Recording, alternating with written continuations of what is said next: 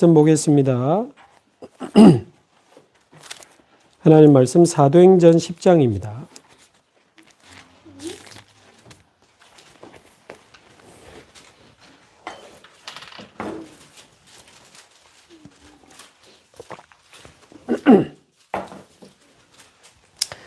두 군데를 좀 보겠습니다. 먼저 사도행전 10장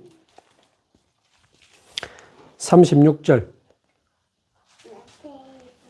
어제 우리 화요 집회 때 주셨던 말씀 중에 중요한 언약을 가지고 오늘 말씀을 좀 나눠야 되겠습니다. 사도행전 10장 36절 한 절 먼저 함께 읽습니다. 만유의 주 되신 예수 그리스도로 말미암아 화평의 복음을 전하사 이스라엘 자손들에게 보내신 말씀. 아멘. 만유의 주 되신 예수 그리스도 이렇게 되어 있습니다. 우리 한 군데만 더 보겠습니다. 신약성경 에베소서 4장.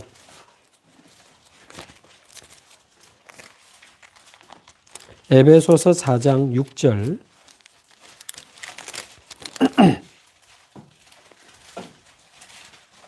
에베소서 4장 6절. 신약성경 313페이지쯤에 있습니다. 에베소서 4장 6절. 함께 봉독합니다. 하나님도 한 분이시니 곧 만유의 아버지시라. 만유 위에 계시고 만유를 통일하시고 만유 가운데 계시도다. 아멘. 어제 화요 집회 때 만유의 주인이신 그리스도 이런 제목으로 말씀을 주셨습니다.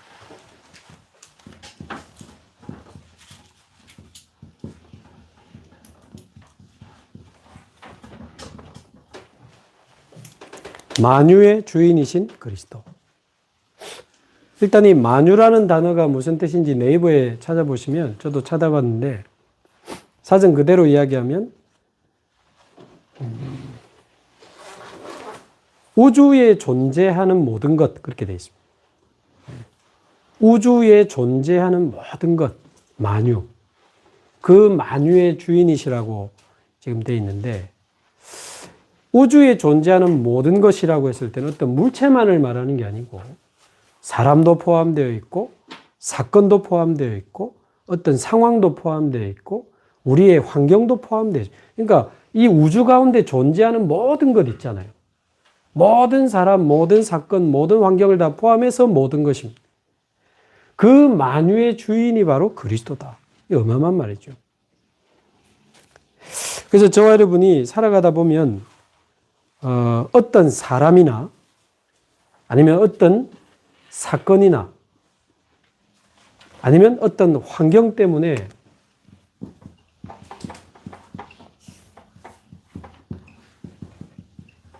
염려와 불신앙에 사로잡힐 때가 많습니다. 어떻게 할 것입니까? 그 사람 때문에 진짜 미치는 거죠. 너무 걱정되고 이 과연 이게 되겠단 말이에요. 그 사람이 남편일 수도 있고 아내일 수도 있고 우리 자녀일 수도 있고 가족 아닌 다른 사람일 수도 있는데 어떤 사람에 대해서 염려되십니까? 걱정되십니까? 이게 되겠나 지금 막 불신앙 막 생깁니까? 어떻게 해야 되겠습니까? 어떤 사건에 대해서 지금 큰일 나는 거 아니야? 이러다 진짜 잘못되는 거 아니야? 왜 이렇게 어렵지? 왜 이렇게 되는 게 없지? 내 환경에 대해서. 염려와 불신앙이 생길 때 어떻게 해결하면 좋겠습니까? 만유의 주인이신 그리스도를 바라보게 되기를 바랍니다. 나중에 말씀드리겠지만 그 사람의 주인이 그리스도라면 여러분 어떻습니까? 내가 미워하는 그 사람, 내가 걱정하는 그 사람도 주인이 그리스도라면 어쩌면 내가 주인 돼서 막 걱정하고 머리 쓰고 있는 거 아닙니까? 과연 내가 그 사람을 바꿀 수 있습니까? 근데 마치 바꿀 것처럼 막 지고 있는 거지. 막 공격하고 바꾸려고 하고 막 하는데 나도 힘들고 그 사람도 안 바뀌고.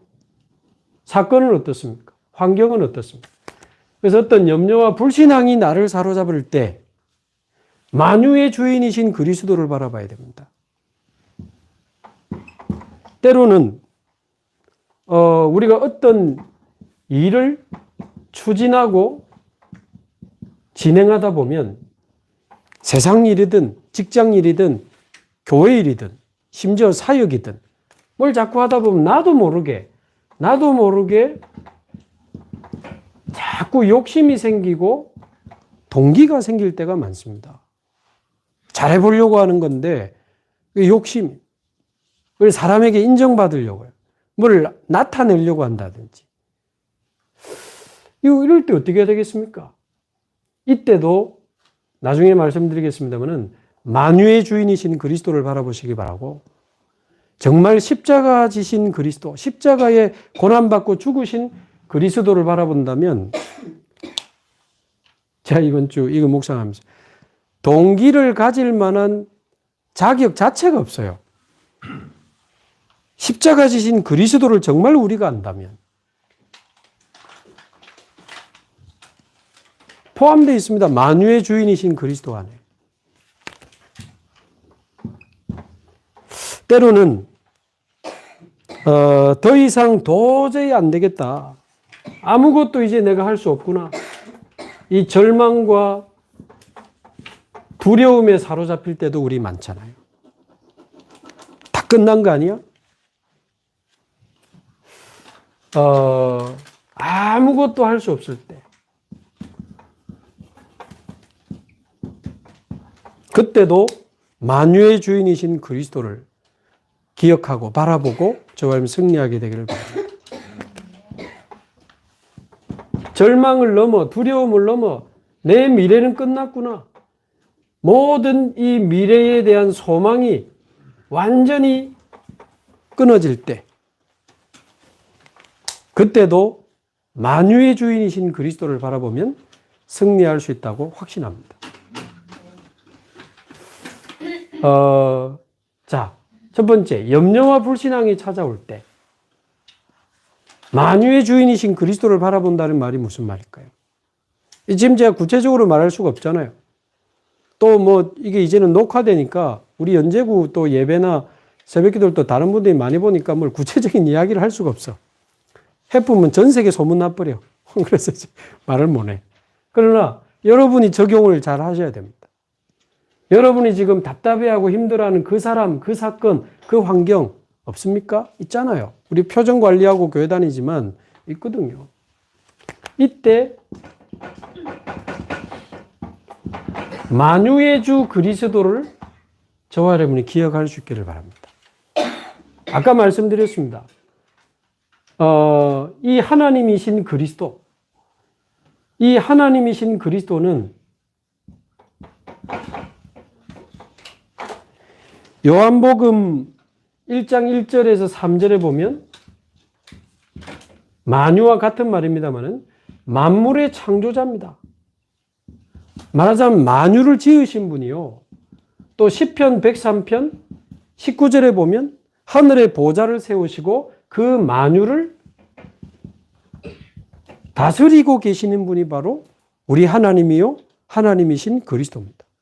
만유를 지으신 분이요, 만유를 다스리시는 분이다. 정말 하나님의 말씀이 여러분 믿어지게 되기를 바랍니다. 뿐만 아니라 오늘 읽은 에베소서 4장 6절에 보니까 만유를 지으시고 만유를 다스리실 뿐만 아니라 그 만유 위에 계시고 하나님이 원하시는 것을 향하여 모든 만유를 통일하실 수 있으시며 그 만유 가운데 계시는도다 그랬습니다. 여러분, 이 정도면 끝나는 겁니다. 내가 지금 생각하는 그 사람을 지으신 분이 하나님이요, 생사와 복을 주관하시는 분이 하나님이요, 하나님은, 그리스도는 그 사람 위에 계시고 그 사람을 하나님의 뜻대로 하실 수 있고 그 사람 속에 계신다. 그 모든 문제, 사건 위에 계시고 통일하실 수 있으며 그 가운데 계신다는 거죠. 말하자면 우리가 어떤 사람에 대해, 어떤 사건에 대해, 어떤 환경에 대해 하나님의 절대 주권을 인정하지 못한다면 사실은 신앙생활 그때부터 헛방입니다. 헛방. 아무리 잘하는 척 해봐도요, 전부 껍데기입니다. 하나님 절대 주권 안 믿어지면 끝입니다. 나에 대해서, 우리 가정에 대해서, 우리 교회에 대해서, 오늘 이 상황에 대해서 하나님이 허락하신 겁니다. 창세기 3장의 당연한 결과고 하나님이 허락하신 겁니다. 분명히 그 속에는 하나님의 계획이 들어있거든요. 하나님의 절대 주권이 믿어져야 그 속에 있는 절대 계획을 찾아내게 되고 거기서 발견한 절대 언약 붙잡고 절대 여정을 걸어가다가 절대 목표를 보게 되는 거 아닙니까? 만유의 주인이신 그리스도가 나의 그리스도라는 사실을 기억하시고 이 모든 사람과 사건과 환경의 주인이 그리스도라는 사실을 여러분이 믿음으로 고백할 수 있기를 바랍니다. 계속 말씀드리지만 그리스도로 끝내지 못한 부분이 사단의 통로가 된다. 하나님의 절대 주권을 인정하지 못하는 부분이 사단의 통로가 된다. 하나님의 절대 계획을 보지 못한 그 부분이 사단의 통로가 된다. 말하자면 그 사람에 대해서는 하나님 절대 주권 인정이 잘 안 되는 거지. 그 환경에 대해서는 예수가 그리스도라는 게 잘 인정이 안 되는 거예요. 맨날 거기서 열받고 낙심하고 인본주의 쓰고 막 몸부림침. 그게 신앙생활입니까? 저와 여러분의 모든 삶 속에 만유의 주인이신 그리스도를 인정하고 그분이 내 안에 계시며 나를 인도하고 계시며 하나님의 절대 계획을 따라 나를 인도하고 계신다는 사실을 정말 저와 여러분이 믿어지게 되기를 바랍니다. 그럼 이 염려불신앙 승리할 수 있습니다. 이겨낼 수 있습니다. 넘어설 수 있습니다. 만유의 주인이신 그리스도가 나의 그리스도요 나의 주인이고 내 속에 계시면 나를 인도하시는구나. 우리 이제 송성도님 내일 병원에 가서 출산을 해야 되는데 뭐 일단 남편은 옆에 있으면 머리 이렇게 조심해야 됩니다. 잡을 수 있기 때문에. 남편 머리채 잡지 마시고 만유의 주인이신 그리스도 붙잡고 아멘. 멋있게 출산하시기 바랍니다. 얼마나 축복입니까? 엄마가 영세전 그리스도 성육신하신 그리스도 부활하신 그리스도 재림주로 오실 그리스도 다시 오실 그리스도의 말씀이 계속 소나기처럼 쏟아지는 시간표에 자녀를 출산하게 되니 절대 주권 안에서 본 거 왜 이유가 없겠습니까? 하나님 이 그리스도의 비밀을 누리는 자녀가 되게 하시고 가정이 되게 하옵소서. 우리 결혼한 귀한 청년도 이 그리스도를 주인으로 모시고 내 인생의 주인으로 우리 가정의 주인으로 모시고 이제 시작하는 겁니다. 끝나는 거죠. 만유의 주인이신 그리스도. 자, 두 번째. 아까도 좀 말씀드렸지만 우리가 어떤 일을 하다 보면 자꾸 욕심이 생겨요. 잘하려고 하는 일에 대해서도 하나님의 뭐 일이라고 하면서도 막 오늘도 어떤 이제 그 안소 집사님 장로를 만났는데 동기 있다는 분이 아니고 하나님이 이제 교회를 통해 맡긴 직분을 막 잘 감당하려고 저하고 조금 대화하면서 하나님의 뜻을 찾고 싶어서 멀리서 해운대까지 오셨어요. 차 마시면서 이야기도 하고 있는데 근데 자칫 그때 제일 조심해야 되는 게 혹시 이겁니다. 뭐 제가 뭐 자세히 말씀드리긴 그렇지만 제가 한 주간도 어떤 이야기를 듣고 어떤 하나님의 뜻을 찾아야 되는 한 주간이었는데 그때 제일 조심해야 되는 게 이거거든요. 자칫 무슨 이야기를 딱 듣다 보면 욕심이 생기고 동기가 생길 수 있어요. 굉장히 중요한, 이거 제가 구체적으로 지금 말을 못 하지만 이게 굉장히 우리를 이렇게 인생을 허비하게 만들고 안 해도 되는 고생을 막 하고 많이 돌아오게 되는 다른 교회도 보면요. 정말 주님을 사랑하고 교회를 사랑한다면 그래 안 해야 되는데 요거 동기 때문에 자꾸 쓸데없는 일을 만들어내고 이중 삼중으로 막 문제를 만들어내고 그게 이 욕심과 동기 때문에 그렇거든요. 근데 요즘 이번 주 1부, 2부 말씀 여러분 듣고 그 본문 좀 읽어보십니까? 요한복음 18장, 19장 한번 자세히 한번 읽어보세요. 나 오늘 새벽 기도하면서 눈물 참다고 혼났어요. 새벽에 혼자 거실에서 징징 짜면서 하면 이상하잖아요. 그러니까 참긴 참았는데 어째서 이 하나님이신 그리스도, 하나님의 아들이신 그리스도께서 오셨는데 막 이 예수님을 죽이라고 고함을 지르는데 대제사장부터 온 백성이 이미 제자들은 다 떠나가고 모든 사람이 떠나가고 모든 사람이 자기를 죽이려고 할 그때 그 외로운 시간에 말이에요. 심지어 군인들이 옷 뺏기고 가시 면류관 씌우고 성경에 보면 뺨 때렸다고 돼 있잖아요. 참 기가 막힐 일이지. 그러니까 온갖 조롱과 멸시를 당하고 여러분 진짜 옷 벗고 연산 노타리 1시간 있어 몰랍니까? 연산 노타리 한복판에 옷 다 벗김을 당하고 십자가에 6시간 동안 손과 발에 못 박힘을 당하고 물과 피를 다 쏟으시면서 십자가에 죽기까지 하셨는데 우리를 위해 모든 수치와 멸시와 조롱을 참으시고 고난과 죽음을 선택하신 그 십자가의 그리스도를 정말 저와 여러분이 알고 정말 그 십자가가 나의 십자가라는 것을 저와 여러분이 안다면 무슨 우리가 욕심을 내고 동기를 부르겠습니까? 나를 위해 죽기까지 하신 그 그리스도의 사랑을 내가 정말 안다면 무슨 우리가 뭘 나를 주장하고 어디를 나타내고 내가 인정을 받고 높아지고 그거는요, 이 십자가의 그리스도를 보지 못하기 때문에 나타나는 현상이다. 여러분, 우리 요즘 읽어나가고 있는 주일날 요한복음의 저자가 사도 요한이잖아요. 저는 참 이번 주 은혜를 많이 받았습니다. 이 사도 요한이 12제자 중에 수제자 3명이 따로 있습니다. 그게 베드로, 야고보, 요한이죠. 이 세 제자는 회당장 야이로의 죽은 딸을 살리러 갈 때 3명만 데리고 들어가셨어요. 또 변화산에 갈 때 이 3명만 데리고 가셨어요. 또 십자가에 달리시기 전 겟세마네 동산에 기도할 때 이 3명만 데리고 가십니다. 12사도 중에도 특별히 예수님이 이렇게 챙겼던 제자가 3명인데 베드로 그리고 이 야고보와 요한은 형제입니다. 세베대의 아들이에요. 그 중에 이 요한인데 요한복음에 보면 예수님의 사랑하시는 제자 이렇게 되어 있습니다. 그 최후의 만찬 그림에 보면 예수님 품에 안겨있는 제자가 요한이거든요. 그런데 성경을 조금 이렇게 읽어보면요. 원래 이 세베대의 아들 야고보와 요한은 별명이 뭐냐면 우레의 아들입니다. 성경에 나와요. 우레, 천둥. 그러니까 성격이 막 천둥 같은 거예요. 막. 굉장히 다혈질이고 과격하고 그랬습니다. 그리고 욕심 동기 굉장히 많았어요.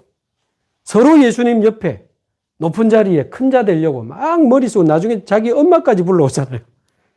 이 성경적 치맛바람이 나옵니다. 자기 엄마 데려와가지고 예수님한테 예수님 주의 날이 임하실 때 우리 두 자녀를 오른편에 왼편에 동기 많았어요. 그러면서요 성격이 막 급하고 다혈질. 누가복음 9장인가요? 예루살렘 들어가실 때 사마리아 사람들이 예수님 막 배척을 하거든요. 그때 야고보 요한이 예수님이 불을 내려가지고 이 성을 불태워 죽여버리자고 막 이야기하는데 겁나는 사람입니다. 요한. 우레의 아들.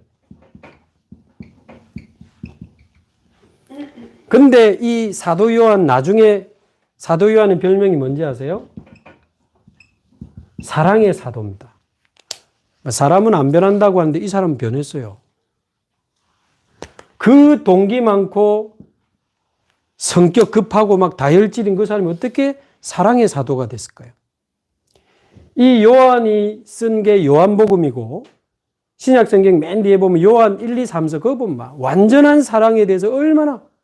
그런데 실제 교회사 기록에 보면 이 요한이 나중에 나이가 많이 들었을 때 성도들을 모아놓고 여러분 서로 사랑하십시오. 그리스도께서 우리를 사랑하신 것처럼 여러분도 서로 사랑하십시오. 그 말 했는데 막 울었다는 기록이 있어요. 이게 말을 잘한 게 아니고 이 사람은 정말 사랑의 사도였다는 그런 기록들이 많아요. 근데 원래 이 사람은 그런 사람 아니라니까요. 굉장히 동기 많고 성질 죄송합니다. 더러운 사람이었어요. 저처럼. 근데 어떻게 바뀌었을까요? 물론 하나님 은혜인데 조금 자세히 들여다볼 필요 있습니다. 여러분 사복음서라고 하면 마태, 마가, 누가, 요한복음을 말하는데 이렇게도 구분하지만 복음을 설명했으니까. 그런데 공관복음이라는 말 들어보신 적 있죠? 공관복음. 이게 공적인 관점으로 썼다라고 해서 공관복음. 그게 마태, 마가, 누가복음 세 개만 공관복음이고 요한복음은 공관복음이 아닙니다. 다른 관점으로 쓰여졌다고 해서. 그래서 마태, 마가, 누가복음은 예수님의 생애를 중심으로 시점도 그런 순서대로 이렇게 쭉 기록되어 있는데 요한복음 그래 안 돼 있어요. 맨 나중에 쓴 책입니다. AD, 그러니까 예수님 태어나고 약 80년도, 90년도쯤에 쓰여졌다고 보거든요. 그러면 예수님이 33세 때 승천하셨으니까 예수님이 죽으시고 부활하신 이후에 약 50년 뒤에 쓴 책이 요한복음이에요. 그 말은 그리스도를 50년간 누리다가 쓴 책이 요한복음입니다. 이미 사복음서는 이제 그 앞에 공관복음은 이제 쓰여졌고. 근데 그 요한복음을 읽어보면요.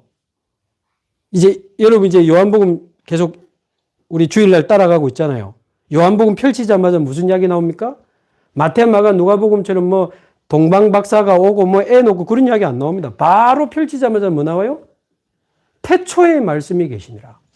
이 말씀이 하나님과 함께 계셨으니 이 말씀은 곧 하나님이라.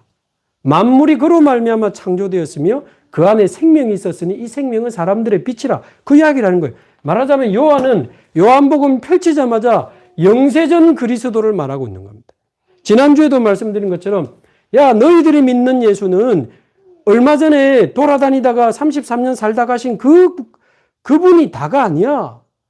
제가 말씀드렸죠. 우리가 믿는 예수는 2022년 전에 태어나서 33년 살다가 가신 분이 아닙니다.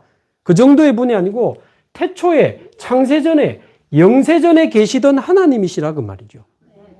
만물의 창조자요, 만물의 주관자요, 영원한 생명이요, 모든 사람을 살리는 능력이라는 말이죠. 생명이라는 말은 모든 어둠을 물리치는 빛이다.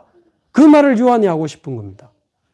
그러다가 요한복음 1장 14절에 보면 그가 독생하신 하나님, 아버지의 품에 계신 예수, 성육신하신 그리스도를 이 요한이 설명하고 있는 겁니다. 그리고는 쭉 이렇게 설명하면서 결국 요한복음 19장 30절 십자가에서 내가 다 이루었다 라고 하는 데까지 성육신하시고 십자가에 죽으신 그리스도를 요한이 설명하고 있는데 여러분 조금 더 들어가 보면요 굉장히 은혜되는 비밀이 있어요. 요한복음 19장 30절 다 이루었다는 말 마태, 마가, 누가복음에 찾아본 적 있으세요? 없습니다. 거기는. 요한복음에만 있어요. 말하자면 예수님의 숨을 거두시기 직전 마지막 말 있죠. 그거를 적은 사람은 요한밖에 없어요. 왜냐? 성경을 자세히 보면 예수님이 십자가에 이제 잡히시고 십자가 메고 올라가셔서 십자가 이제 달리시잖아요. 그때 십자가 바로 곁에 있던 유일한 제자가 요한입니다. 베드로도 멀리서 따라갔고 성경에 보면 야고보도 있었다고 하는데 야고보도 거의 뭐 기록이 잘 없습니다. 근데 일단 나 여자분들 존경합니다. 성경에 보면 다 마리아, 여자들은 일단 예수님 옆에 다 있었어요. 우리 남자들 좀 분발하시기 바랍니다. 근데 유일하게 남자 제자가 이 요한입니다. 그래서 예수님이 십자가에 달린 상태에서 무슨 말을 하셔요. 그러니까 아니 지금 죽어가는데 크게 소리칩니까? 겨우 이야기할 건데 그 말이 들릴 만큼 가까이 있었어요. 뭘 부탁하죠? 여자여 보소서 아들이니이다. 요한에게는 뭐라고 그러죠? 보라 네 어머니라. 예수님이 자기 육신의 어머니 마리아를 요한에게 부탁합니다. 실제로 요한은 그 이후에 자기 집에 죽을 때까지 마리아를 모십니다. 자 그러면서 내가 다 이루었다라고 하는 그 말을 들은 유일한 사람이 이 요한이라니까요. 요한. 그러면서 또 하나 다른 복음에는 없는 내용이 있어요. 옆구리에 창을 찔러서 죽었나 확인하려고 창을 찔러서 물과 피가 다 쏟아지는 장면을 묘사한 것은 요한복음밖에 없습니다. 그 밑에 뭐라고 되어 있는지 아세요? 읽어보세요. 이는 본자의 증언이라 딱 그려놨어요. 요한이. 그 말은 자기가 직접 봤다 그 말을 지금 하고 싶은 거예요. 무슨 말입니까? 그 성격이 급하고 동기가 많고 다혈질인 사람이지만 예수님의 그 십자가의 물과 피를 다 쏟으시는 그 십자가의 사랑을 가장 가까이에서 지켜본 사람이 요한이었다 그 말이에요. 그 온갖 수치와 조롱과 멸시를 다 당했는데 누구를 위해? 바로 자신을 위해. 십자가의 그리스도 보면서 이 요한은 말하자면 바뀐 겁니다. 그렇다면 오늘 저와 여러분도 마찬가지 아니겠어요? 구원받아서 감사하죠. 그러나 이 구원이 우리에게 주어지기까지 이 수치와 멸시와 조롱을 당하신 그 그리스도의 십자가가 있었다 그 말이에요. 그 십자가의 그 사랑, 우리를 위해 하나도 남김없이 다 쏟으신 그 물과 피, 옆구리에서 다 빠져나온 겁니다. 그거를 옆에서 눈물로 지켜본 사람이 요한이에요. 그러니까 그 사랑을 받았으니 어떻게 사랑하지 않을 수 있겠습니까? 이 말을 이해하실 수 있는 하나님의 은혜 있기를 바랍니다. 저는요, 말씀 듣고 이번 주 요한복음 18장, 19장 읽으면 눈물 나더라고. 진짜 오늘 새벽에도 말씀드렸지만 내가 뭐라고? 나 같은 인간을 위해 예수님이 이렇게 멸시와 조롱을 당하고 죽어야 될 만한 인간입니까? 여러분은 어떠세요? 저는 아닙니다. 결단코 아닙니다. 1000만 번 아닙니다. 저는. 안 되지. 나 같은 인간을 위해 주님이 죽으시면 안 되지. 제가 뭐라고? 그런데 주님은 저와 여러분을 위해 이 길을 걸어가신 거 아닙니까? 그 십자가 고난의 길. 얼마나 감사합니까? 동기가 나와요? 무슨 욕심이 나옵니까? 무슨 이 사랑을 받은 우리가 자랑할 게 있고 교만할 게 있고 욕심낼 게 있고 나를 드러낼 게 있습니까? 그래서 욕심과 자꾸 동기가 생길 때는 십자가의 그리스도를 바라봐야 됩니다. 모든 것 끝내신 그리스도. 목사님, 우리 집은 안 끝났는데요. 끝내신 거 붙잡고 우리는 거기서 시작하는 겁니다. 그게 신앙생활입니다. 우리 남편은 안 끝났어요. 우리 자녀는 안 끝났어요. 우리 경제, 건강 안 끝났어요. 예수님은 끝냈다고 말하고 있습니다. 끝낸 것을 붙잡고 거기서 우리는 시작하는 겁니다. 그 문제, 사건, 사람 속에 영적 뿌리가 되는 삼저주 그리스도로 끝내시기 바랍니다. 그러면 그 사람이, 그 사건이, 그 환경이 내게 삼저주가 되지를 못해요. 하나님의 계획이 나올 뿐이지. 저주로서의 기능을 못한다니까요. 삼저주를 꺾어버리면. 오늘도 어떤 분하고 이렇게 포럼을 듣는데, 우리 랩런트가 이제 결혼한 가정인데, 그쪽에 막 계속 이 가문의 영적 문제가 내려오는 거예요. 영적 문제입니다. 내가 왜 이런지 모르겠다. 그걸 보고 영적 문제라고 하는 내 마음대로 안 되는 겁니다. 우리 가문에 내려오는, 우리 가정에 내려오는 이상하게 내 마음대로 안 되는 거, 그걸 보고 영적 문제라고 하는 거예요. 그 배후에는 사탄이 있습니다. 어쨌든 우리가 이 그리스도의 비밀을 누리지 못하도록 영적 문제로 우리를 질질 끌고 다니는 거지. 사단이라면 오히려 간단한 겁니다. 그리스도께서 사단의 머리를 깨뜨리셨고 사단의 권세를 이기신 만왕의 왕이시니까 이 십자가의 그리스도 붙잡고 모든 욕심과 동기 버리고 우리 사는 날 동안 주님만 자랑하고 주님만 외치고 주님만 전하다가 하나님 앞에 가면 좋겠습니다. 예. 우리 변할 거리도 없지만 우리가 변하지 말고 갱신은 해야 되지만 변하지 말고 죽는 날까지 주님만 자랑하고 외치다가 갈 수 있기를 바랍니다. 자, 세 번째. 이제 더 이상 아무것도 할 수 없다 할 만큼 어떤 절망과 포기하는 마음과 또 두려움이 찾아올 때는 어떤 그리스도를 바라봐야 되겠습니까? 죽으신 그리스도가 아니고 부활하신 부활의 그리스도를 저와 여러분이 바라보고 붙잡게 되기를 바랍니다. 아무것도 할 게 없어요? 그게 이제 시작입니다. 그래서 할 수 있다도 아니고 할 수 없다도 아닙니다. 둘 다 내가 기준이니까. 그래서 우리 용기 내지도 말고 낙심하지도 말고 만유의 주인이신 그리스도를 붙잡게 되기를 바라고요. 힘내지 말고 힘 빠지지 말고 십자가의 그리스도, 부활하신 부활의 그리스도를 붙잡고 승리하게 되기를 바랍니다. 요한복음 11장 25절에서 26절, 이거 요한이 계속 기록하고 있는 내용입니다. 나는 부활이요 생명이니 나를 믿는 자는 죽어도 살겠고 살아서 나를 믿는 자는 영원히 죽지 아니하리라. 이 부활하신 그리스도, 영원한 생명이신 그리스도, 영원, 이 부활 생명과 영원한 축복을 누리는 자, 아무것도 없는 거기에서 진짜를 시작할 수 있습니다. 진짜를.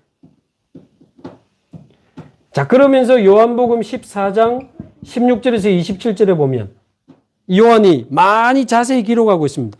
예수님이 나중에 죽으시고 부활하신 이후에 보내실 성령에 대해서, 이 부활 이후에 보내실 성령, 너희 속에 너희와 함께 영원토록 있으리니 세상이 알 수 없고 줄 수 없는 참 평안을 너희에게 주리라.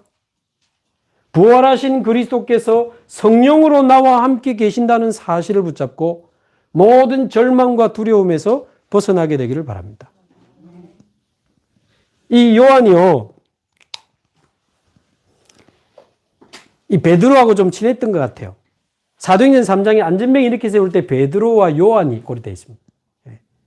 그 참고로 예수님이 부활했다는 소식을 들을 때 부활하신 무덤에 제일 빨리 달려간 사람이 요한이에요. 나이도 제일 젊었던 것 같아. 근데 베드로하고 같이 뛰어가는데 베드로가 평상시에 운동을 안 했는지 요한이 먼저 도착했는데 베드로를 기다립니다. 베드로가 먼저 들어가도록. 그때도 같이 다녔고, 사도행전 3장에도 베드로와 요한 있고, 사도행전 8장에도 보면 사마리아 갈 때 베드로와 요한 같이 가고, 둘이 친한 것 같아. 형님 동생 하면서 친한 것 같은데, 그래 초대교회 사역을 많이 하다가 나중에 네로 황제가 지나고 그 다음 황제 때 이 사도 요한은 어디로 가죠? 이제 그리스에서 약 배로 한 4시간 정도, 250km 떨어진 반모라고 하는 섬, 반모 섬에 유배됩니다. 근데 어떤 그 보니까 사람들이 배를 타고 반모 섬에 요한 혼자 놔두고 배 타고 가버렸다 그러는데 그래 안 돼 있습니다. 반모라는 섬에 사람 많이 살았어요. 유배자들이 많이 살았고 그 사람들을 붙잡고 돌을 캐는 채석 작업을 하고 하는 그런 게 있어요. 역사적 자료에 보면. 그러니까 이 요한이 복음 전하다가 잡혀가지고 반모섬에 유배가 된 겁니다. 역사적 기록에 보면 거기서 채석, 돌 캐는 일을 했다는 기록이 있어요. 굉장히 고난과 어려움 속에, 절망 속에 빠져 있을 수 있었는데 거기 가면 저도 반모섬, 지금은 휴양지로 바뀌었거든요. 한 3,000명 사는데 제가 영상 보니까 너무 아름답더라고. 거기 보면 계시의 동굴이라는 곳이 있습니다. 말하자면 이 사도 요한이 굴 속에 들어가서 기도한 겁니다. 거기서 이제 하나님 보여주신 이제 그 내용이 뭐죠? 그게 요한 계시록 아닙니까? 장차 될 일을 보여주시면서 성삼위 하나님과 보좌, 그 보좌 옆에 하나님의 어린 양, 보좌 앞에서 벌어지는 하늘의 그 천상 예배, 새 하늘과 새 땅, 뭐 이런 거 보여주시면서 하는데, 제가 이번에 이걸 보면서 자료를 좀 찾아보니까 요한이 그렇게 반모섬에 유배되지만 이 계시록에 나오는 말하자면 성삼위 하나님과 보좌의 축복을 누리다가 그 전승에 의하면, 성경에는 없어요. 전승에 의하면 그 반모섬의 유배자들을 책임지는 책임자의 계부 집에 이제 이 사도 요한이 맡겨지는데 거기에 병든 자를 이 사도 요한이 고치게 되면서 온 가족이 예수를 믿게 되고 그러면서 반모섬에 이 복음이 증거돼 가지고 세례 요한이 이제 사도 요한이 반모섬에서 세례를 준 세례터도 있더라고요. 그리고 그 자료에 보면 그 반모섬에 우상 숭배하는 그 무당 마술사들하고 영적인 대결을 했다는 기록도 있어요. 그래가지고 이제 뭐 그 마술사가 물속에 들어가가지고 살아나오지 못하는, 결국 승리해, 반모섬이 복음화됐다는 기록이 있습니다. 여러분, 참고로 사도 요한은 반모섬에서 죽지 않습니다. 그 황제가 죽으면서 다시 반모섬에서 나와서 다시 에베소로 돌아가가지고 정확한 나이는 안 나오는데 약 90세, 100세, 어떤 사람은 120세? 에베소에서 이제 인생을 마감하게 돼요. 유일하게 사도 중에 순교하지 않은 사람이 사도 요한입니다. 순교했다는 근거는 단 한 군데도 없어요. 그러면 독약을 타서 줬는데 살았다는 기록도 있고, 뭐 끓는 물에 막 넣었는데 살았다는 뭐 어떤 그런 전성도 있습니다만, 어쨌든 끝까지 살아남아 하나님 살려주셔가지고, 그러나 자연사를 했다고 다 보지만 사실상 요한은 순교 이상의 고난과 박해를 당했고, 순교자의 삶을 살다가 이제 하나님 앞에 부름을 받은 거죠. 나 요즘 사도 요한이 너무 멋있어. 여러분, 요한복음 영세전 그리스도, 성육신하신 그리스도, 십자가의 그리스도, 부활하신 그리스도 이야기하더니 요한계시록을 통해서 뭘 말해요? 보좌에 앉으신 보좌의 그리스도,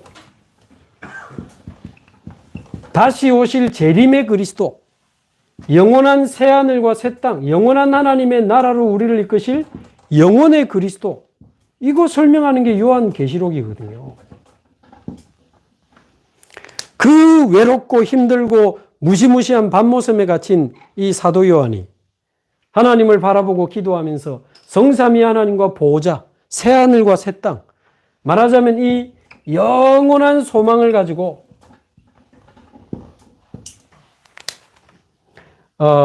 밤모섬을 복음화시키고 에베소까지 왔대.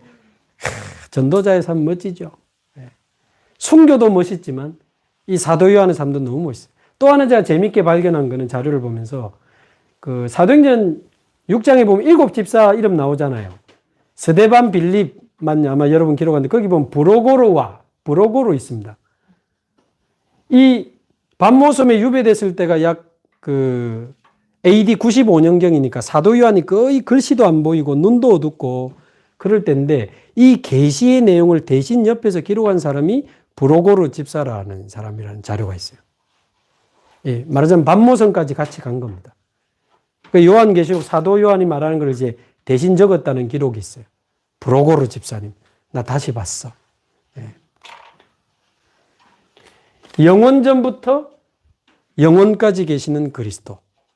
그 그리스도가 나의 그리스도라는 거죠.